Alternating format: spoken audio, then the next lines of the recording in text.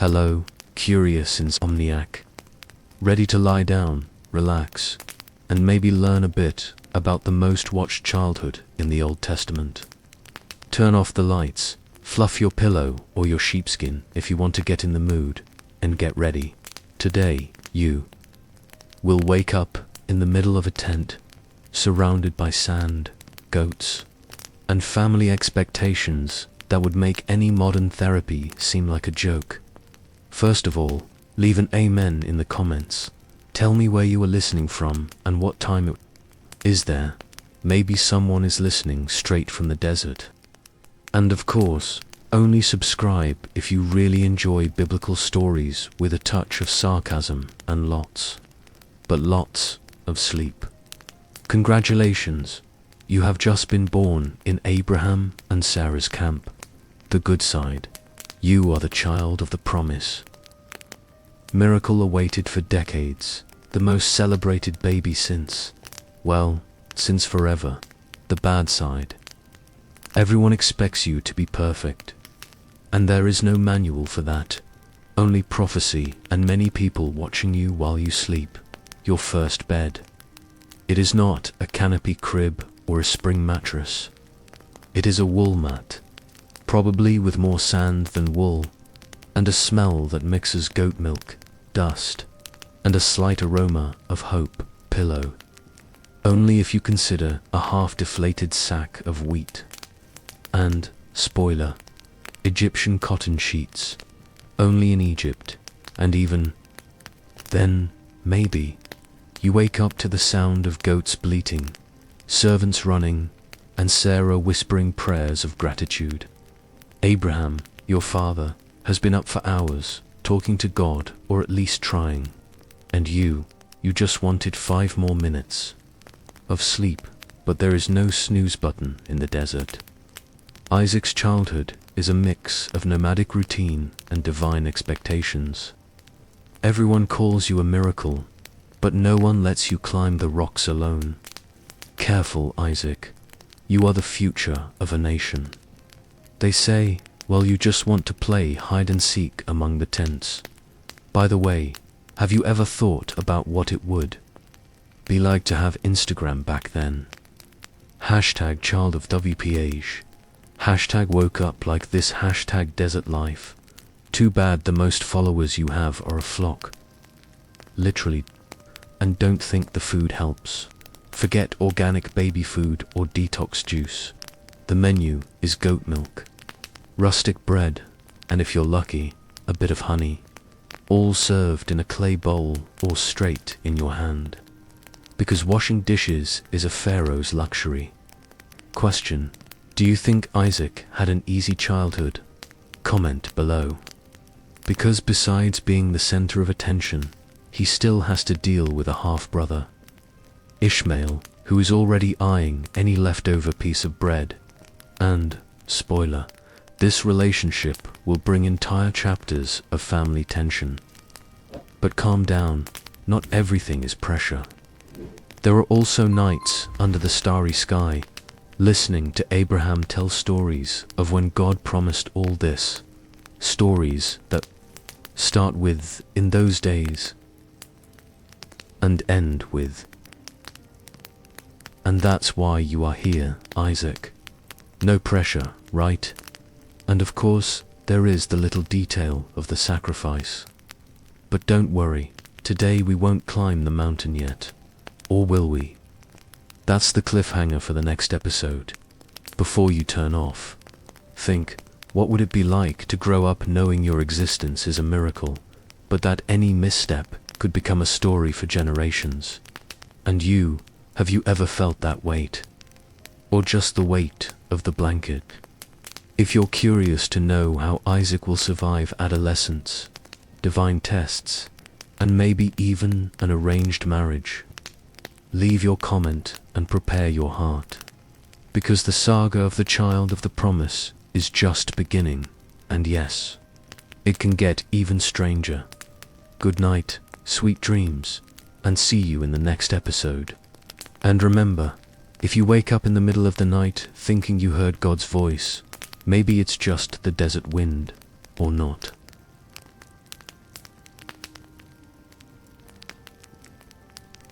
Welcome back, sleepless adventurer. If you're still awake after the last episode, congratulations.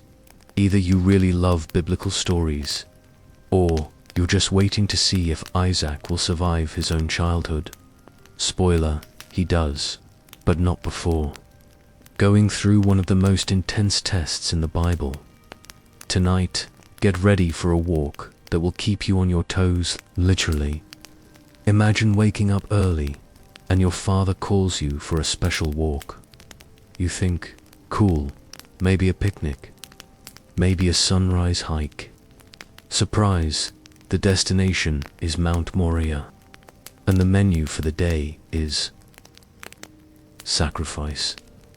So here's Isaac, waking up, still half asleep, and Abraham is already up, sharpening the knife, and it's not a metaphor. Son, let's climb the mountain. God asked for a sacrifice. Isaac, who's used to his father's strange stories, thinks, okay, must be another faith test. What could go wrong? Hint, a lot. Pause for a moment. Have you ever been asked to help with something last minute, only to realize you were in over your head when it was too late? That's Isaac right now. The climb is long, the silence is awkward, and Isaac starts to notice there's wood, there's fire, there's a knife, but no lamb. Classic question, Father, where's the animal for the sacrifice? Abraham gives. Hymn that look parents get when they know more than they say. God will provide, my son. If you've ever heard that from an adult, you know trouble is coming. Here's a question for you. Have you ever felt you were heading into a mess, but decided to trust anyway? Let me know, because Isaac is about to become the ultimate example of trust, or of having no choice, depending on your point of view, at the top. Abraham builds the altar, arranges the wood, and asks Isaac to lie down. If this were a movie, the soundtrack would get tense. Isaac, still confused, obeys. Abraham raises the knife, and if you blinked, you missed the plot twist. An angel appears out of nowhere and shouts, Abraham, stop. Don't do it. Phew, right? In the end, God really does provide a ram. Abraham comes down the mountain with Isaac, a little more traumatized, but alive, and the story becomes legend. The moral, trust is everything, but keeping an eye on the knife doesn't hurt. Honestly. After this episode, who needs coffee to stay awake? So would you have laid on that altar, trusting in God will provide? Or would you have run down the mountain before the commercial break? Let me know, because Isaac just set the bar for trust issues. If you're still awake, congratulations. The next episode is ready for you, and things are only going to get more interesting. Episode 3. The Marriage of Isaac. When Love Arrives by Caravan. If you are still here, congratulations. Either you really enjoy biblical drama, or you are waiting to see if someone finally finds true love amidst all the sand. Today, our episode is about Isaac's marriage, and I will warn you right away. Forget everything you know about dating apps, coffee shop meetings, or that glance exchange on the subway. Here, romance arrives by camel, and with a lot of prayer involved. Imagine this. Isaac is already a young adult, but lives under the shadow of a famous father and a divine promise. Abraham, now much older, realizes it is time to ensure the lineage continues. But there is a detail. No marriages with local neighbors. The order is clear. Isaac's future wife must come from the family's homeland, far away where it all began. Abraham calls his trusted servant, probably the most stressed employee of the Old Testament, and gives him the mission. Go to my land and bring a wife for Isaac. No pressure, of course. The future of an entire nation depends on it. The servant prepares the caravan, takes gifts, camels, and sets off on a journey that seems more like an impossible mission now. Pause for reflection. Have you ever been tasked with something so important that you wanted to disappear? Well, this servant probably thought about changing professions more than once on the way. Arriving at the destination, the servant stops by a well. He offers a direct prayer, asking for a clear sign. The first young woman who offers water to him and the camels will be the chosen one. And guess what? It works. Rebecca appears, offers water to all, and shows kindness and helpfulness. The servant realizes immediately, mission accomplished. Meanwhile, Isaac is at home, probably thinking about life, tending the flocks, and wondering if he will ever find someone who understands the weight of being the child of promise. Little does he know that at that moment, a caravan is returning with his future wife. When Rebecca arrives, Isaac is meditating in the field at dusk. He looks up, sees the caravan arriving, and boom, it is love at first sight. Or at least, that's what they say. There was no candlelight dinner or romantic playlist, but there was plenty of emotion. Rebecca dismounts the camel, covers her face with a veil, and is introduced to Isaac. They marry, and finally, Sarah's tent is inhabited again. The story says Isaac loved Rebecca and found comfort after his mother's death. Look, even in the desert, there is room for romance. Now, think with me, would you accept an arranged marriage like this without even knowing the person? Or would you prefer to spend more time waiting for the perfect match? Share your opinion. Because Isaac did not have much choice, but at least he got an epic story to tell. And if you think married life in the Old Testament was easy, just wait to see the challenges ahead. Family rivalries, twin sons who cannot stand each other, and lots of divine promises to fulfill. If you are still awake, congratulations. The next episode is ready to continue this saga of faith, family, and, of course, a little chaos.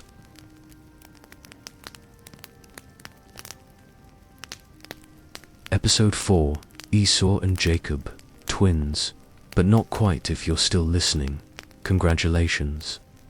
Either you're really invested in Isaac's saga, or you're just waiting to see if this family will ever have a peaceful day. But get ready, today is all about a double birth, instant rivalry, and the classic question, who came first, the redhead or the clever one? After Isaac and Rebecca's marriage, everyone expected the promise to keep flowing smoothly. But, as always, nothing is simple here. Rebecca couldn't get pregnant. Isaac prayed again, and finally, Rebecca felt something different happening. But it wasn't just one baby, it was two. And to make things more interesting, they started fighting inside the womb. That's right, before they were even born, they were already fighting for space. Who hasn't been there, right? When the time comes, the first to come out is Esau, all hairy and red. Holding on to his heel comes Jacob, already showing he won't make things easy for his brother. Imagine the scene in the tent. If Abraham was still alive, he'd probably say, "I warned you, this family would be trouble." Now, think with me. Have you ever competed with a sibling, cousin, or even a school friend? Well, here the competition started before the first cry. Esau grows up to be the family's hunter, the guy who prefers the outdoors, always smelling like the wild and carrying a piece of meat. Jacob, on the other hand, likes to stay near the tents, keeping an eye out for opportunities and always ready to negotiate. The rivalry doesn't take long to show up. One day, Esau comes home, exhausted and starving, and Jacob is there, cooking up an irresistible stew. Esau asks for food. Jacob sees his chance and proposes a deal. Food in exchange for the birthright. And believe it or not, Esau accepts. He trades his right to be the most important son for a bowl of lentils. If that's not hunger, I don't know what is. Question for you. Have you ever made a trade you regretted later? Let me know, because Esau probably thought about this for the rest of his life. And it doesn't stop there. Rebecca, the mother, has her favorite. Jacob, Isaac, the father, prefers Esau. The house turns into a silent battleground, full of preferences, little tricks, and lots of tension. And spoiler alert, it's only going to get worse. If you think modern families are complicated, try living with blessings, divine promises, and two brothers who can't even agree on what's for dinner. So would you be more like Esau, who acts on the spot, or Jacob, who thinks twice before making a move? Let me know, because in the next episode, the rivalry only gets deeper. If you're still awake, congratulations. The next episode is ready to keep this biblical soap opera going, full of twists, questionable choices, and, of course, plenty of promises to fulfill. Episode 5. The Stolen Blessing. When dinner turns into a master plan. If you're still with us, congratulations. Either you're truly intrigued by this family, or you're waiting to see just how far Jacob will go to get what he wants. Get ready, because today is all about disguises, a special dinner, and a blessing worth more than any inheritance. The story begins with Isaac, already old, nearly blind, and feeling that the end of his life is near. He calls Esau his favorite son and makes the classic request: go hunt, prepare a delicious meal, and then come receive my blessing. The blessing, for those who don't know, was like winning the lottery back then. It meant leadership, prosperity, and, of course, divine favor. But Rebecca, Jacob's mother, is listening in from behind the curtain. She decided long ago who should be the heir to the promise. As soon as Esau leaves to hunt, Rebecca calls Jacob and hatches a plan worthy of a prime-time soap opera. Jacob will pretend to be Esau to trick his own father and receive the blessing instead of his brother. Now, pause for reflection. Have you ever pretended to be someone else to get what you wanted? Jacob took this to a whole new level. He puts on Esau's clothes, covers his arms and neck with goat skins to seem hairy, and goes to Isaac with his father's favorite dish. Isaac, suspicious, asks if it's really Esau. Jacob lies without blinking. Isaac smells the clothes, touches the hairy arms, and even though the voice sounds odd, he ends up believing. Question for you: have you ever fallen for a well-told story? Or have you ever told one yourself? Let me know, because Isaac believed and the blessing went to Jacob. When Esau returns, he discovers everything and is furious. The scene is worthy of a suspense movie: shouting, crying, and the certainty that nothing will ever be the same. Jacob, realizing the danger, needs to run away to avoid becoming his brother's target. Rebecca helps him escape, sending Jacob to Uncle Laban's house, far away now. Think with me, would you have the courage to trick someone so important to get what you want? Or would you rather wait your turn? Jacob chose the riskier path, and that will mark his life forever. Esau, for his part, swears revenge. The family falls apart. Isaac is devastated. Rebecca will never see her favorite son again for many years. All because of a blessing, a meal, and a plan that seemed foolproof, but left everyone heartbroken. If you think you've seen family drama, try topping this. So, are you more like Jacob, who does whatever it takes to win? Or like Esau, who loses the blessing but never loses his appetite? Let me know, because in the next episode, Jacob will find out that running from your problems isn't as easy as it seems. If you're still awake, congratulations. The next episode is ready to keep this marathon of surprises, questionable decisions, and, of course, plenty of promises going.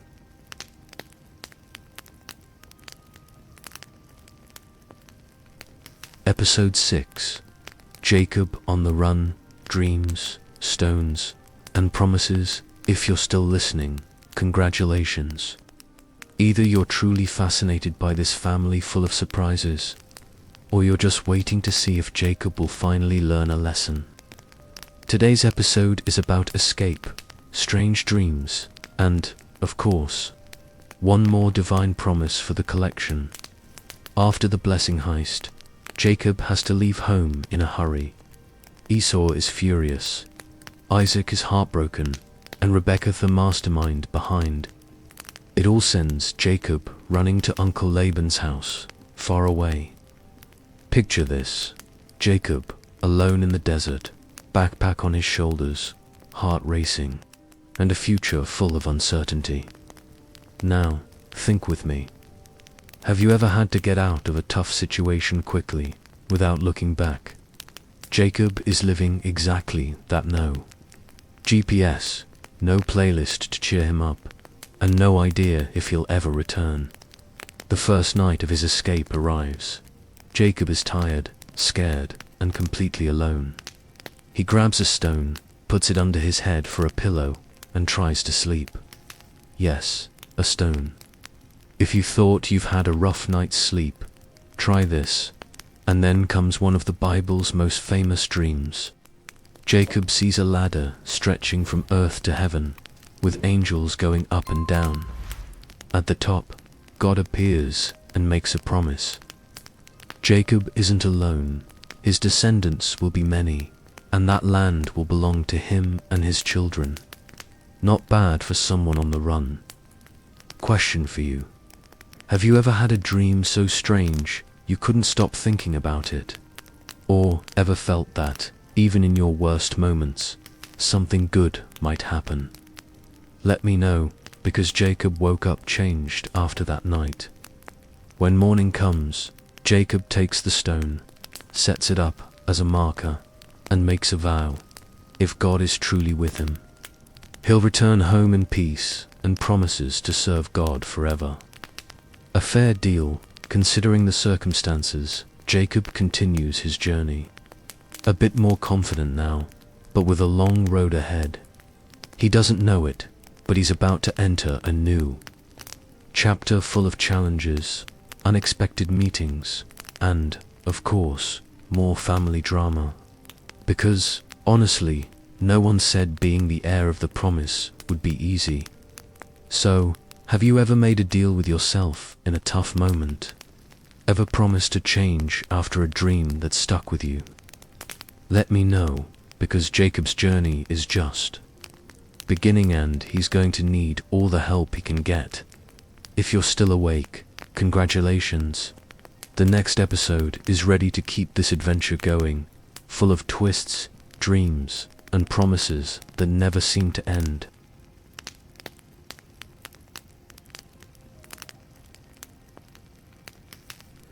Episode 7. Jacob, Leah, and Rachel love, tricks, and a not-so-simple family. If you're still following this saga, congratulations. Either you really enjoy stories full of twists, or you're just curious to see how deep Jacob can get himself. Today's episode is about unexpected encounters, arranged marriages, and a family that grows faster than Jacob can count. After days of traveling through the desert, Jacob finally arrives in the land of his uncle Laban.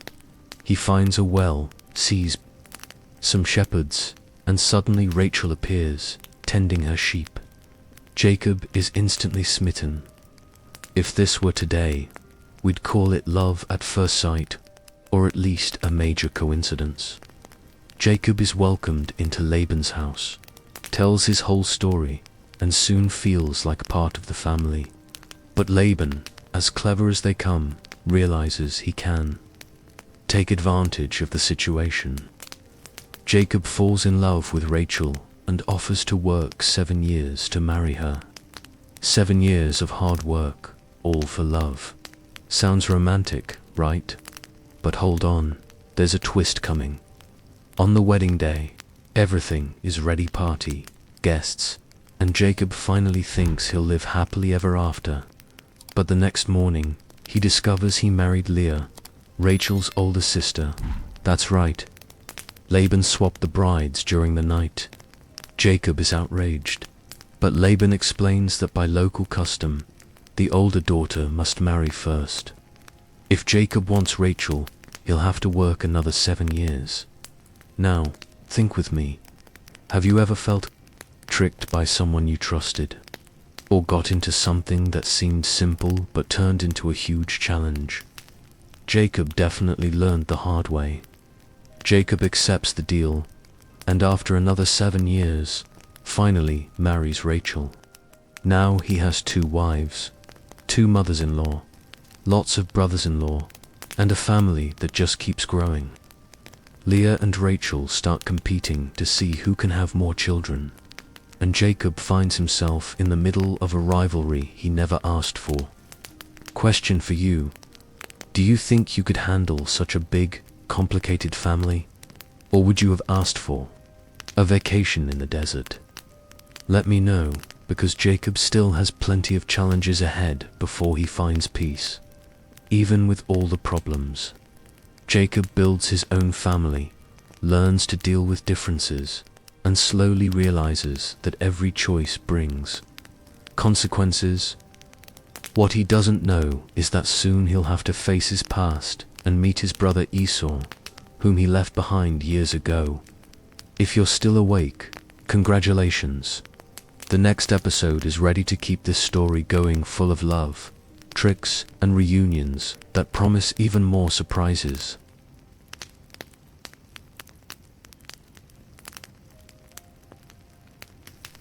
Episode 8. Jacob on the run and the reunion with Esau when the past comes knocking. If you are still awake, congratulations.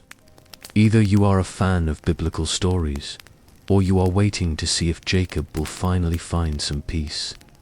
Spoiler, it won't be that easy. After years working for Laban, accumulating flocks, wives, and stories to tell, Jacob decides it's time to go home.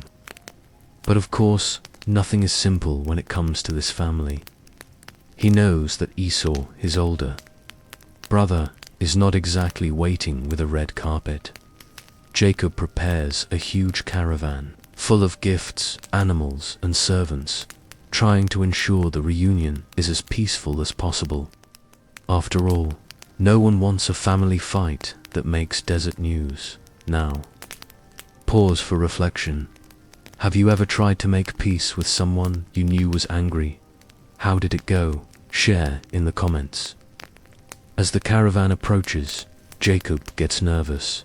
He divides the group into parts, sends gifts to Esau, and prays that everything goes well. The tension is palpable, and the silence of the desert seems to shout. When he finally meets Esau, the brother he hasn't seen in years, he expects an epic confrontation. But, to Jacob's surprise, Esau runs to hug him. That hug is more than a reunion. It's a sign of forgiveness and a new beginning. But don't think the story ends there. Jacob still has to deal with the consequences of his choices, family tensions, and, of course, the divine promises that continue to guide his path. Question for you: have you ever had a reunion that exceeded all expectations? Or were you expecting a disaster and ended up surprised? Write it down, because this story has much more to tell. If you are still awake, congratulations. The next episode is ready to continue this saga full of surprises, forgiveness, and, of course, lots of sand.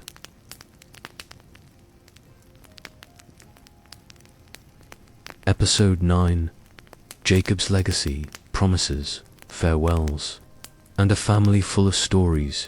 You're still here. Congratulations. Either you truly relate to complicated families, or you're just curious to see how Jacob's saga wraps up. Today's episode is about goodbyes, lessons learned, and that moment when everyone stops to wonder, what now? After reuniting with Esau, Jacob settles in Canaan, but life doesn't get any easier. He loses Rachel, the great love of his life, during Benjamin's birth. The grief is heavy, but Jacob has to keep going, caring for a family that keeps growing. And for sons who, honestly, have been a handful from the start. Have you ever thought about leading a family with 12 children, each with a different personality, their own dreams, and of course, their own rivalries? Jacob lives it every day. There's a son who dreams big, a son who sells his brother, a son who tries to please, and a son who just wants adventure. It's a real Old Testament reality show. Jacob spends a lot of time reflecting. He remembers everything he's lived through. God's promises, escapes, reunions, losses, and miracles. He realizes that, despite mistakes and questionable choices, the promise is still alive through his children. Question for you. Have you ever thought about the legacy you want to leave? Or are you just focused on surviving the next family dinner? Let me know, because Jacob, despite all the difficulties, managed to leave a mark that lasted for generations at the end of his life. Jacob gathers all his sons, blesses each one, and makes sure they all remember that, despite their differences, they're all part of the same promise. He dies in peace, knowing his story doesn't end there, but continues through each of his descendants. So, do you think you could handle that much responsibility, or would you have asked for a permanent vacation in the desert? Let me know, because the next episode will show how this legacy crosses borders and reaches Egypt. If you're still awake, congratulations. The next episode is ready to continue this journey of faith, family, and, of course, a few more biblical surprises.